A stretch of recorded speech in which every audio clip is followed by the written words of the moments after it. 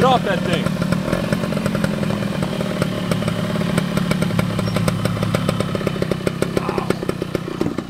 Guess who, folks? Bet you can't guess who it is. Ken Kaplan, New England Motorcycle Museum. What's happening? Oh, you can tell I went through the leaf pile. It's fall. I literally took a rip through the leaf pile over there on this thing's an absolute blast. Street legal Yamaha Enduro. Very, very, very few of these left, and I'll tell you why. Because they're so much fun.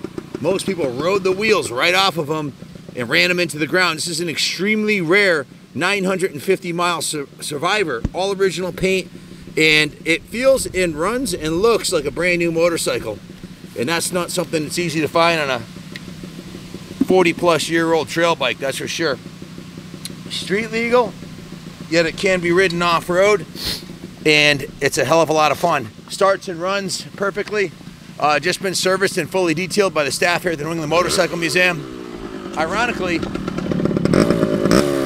still got the headlight, the tail light, the turn signals, everything's on there. Most of these got stripped down and trashed by kids and young adults who just had too much fun on them. Even the chrome on the wheels is in real nice shape on this one here. It's the right color, it's red. Has the January 78 production date on the front thing, and it's an original matching numbers bike, original frame and motor, and it's only got 947 miles on it. Just a really cool piece. Original seat cover, original shocks, original muffler, even has the baffle intact on it. So if you're looking for a bulletproof little trail bike that's can be made street legal or can be registered, this might be your ship come in here. The original pegs are in nice shape. It's got a brand new gold chain on it. I believe I'm 99.99% sure these are the original tires on it, which would make sense with 947 miles. And ironically, they're not all dry rotted. There's a little bit of checking on the side, but they're definitely usable and they work great. I just was ripping up and down the street here on it.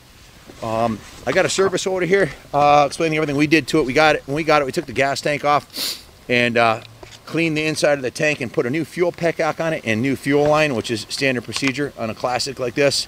The carb was taken off and completely cleaned in the carb clean tank, and the injector oil was flushed out and new injector oil was put in it.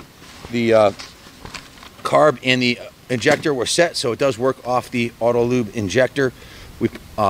So the whole fuel system, intake, air filter, all's been serviced, and it has a brand new chain on it with the original tires. So we're running VP non-ethanol fuel in there, so you can leave it sit all winter with that fuel in the carb, won't mess it up. It's been hot water pressure washed, steam cleaned. The exhaust has been repainted. The triple clamp and frame black paint has been touched up a little bit. The chrome's been cleaned and polished on the wheels and the handlebars. The seat's been vinyl conditioned. Underneath the seat, as Kenny just demonstrated, was cleaned. We did do a complete mechanical evaluation on the bike. It is pushing out 135 psi on the compression test, indicating the top end is pretty much perfect on it.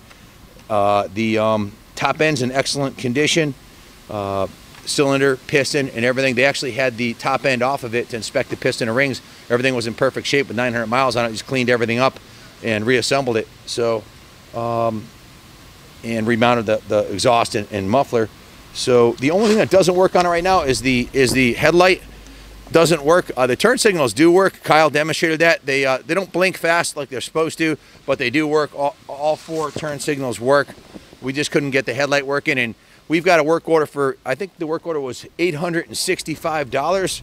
So in order to keep this thing affordable, yeah, with parts and labor, it came to, excuse me, $755. In order to keep the price down on it, we didn't want to invest any more in it. If you want to take it to the next level and get the headlight working, and it also has a crack on the speedometer glass. If you want to replace that, you can buy a replacement speedometer or replacement glass for it from a glass shop or something. So that's up to you, but we're selling it as is, showing 947 miles.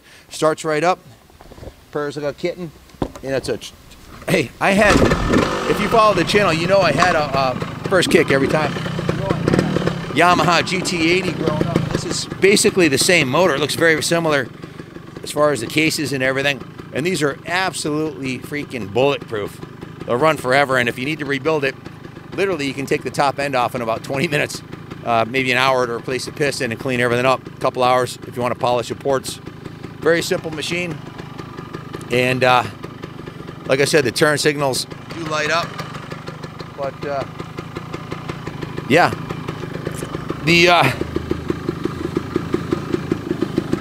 Kenny had noted underneath the seat, looks real clean. Still has the original wiring diagram here. The bottom of the seat base looks good. It's missing the battery. It doesn't have a battery in it. That may be why the headlights aren't working. I really don't know. But we've got 90 bikes that are being sold at the auction this coming weekends. This is one of them, and it's being sold without the battery and the headlight not working. I think you need the headlight to make the battery work, but I'm not sure if that's why it's not working. It even has the original reflectors here. Kenny, you took this for a ride earlier and you seem pretty thrilled with it. Is there anything you want to add? Yeah, man. Kyle pulled up after his test ride and he said this thing is tits, and I thought that was an accurate depiction of it. Guys, this is a solid one for sure. Other than the headlight, no excuse bike.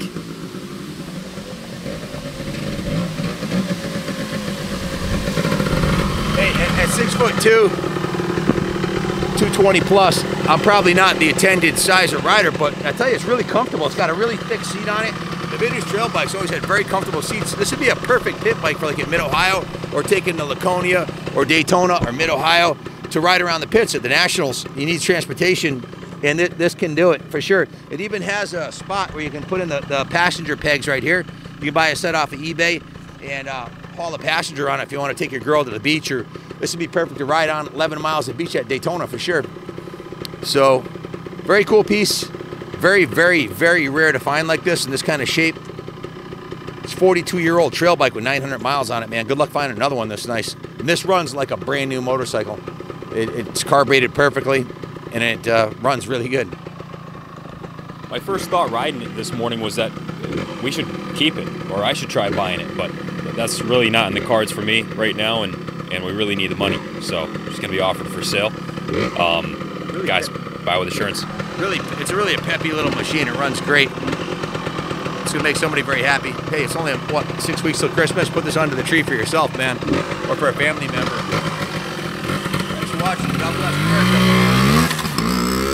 America.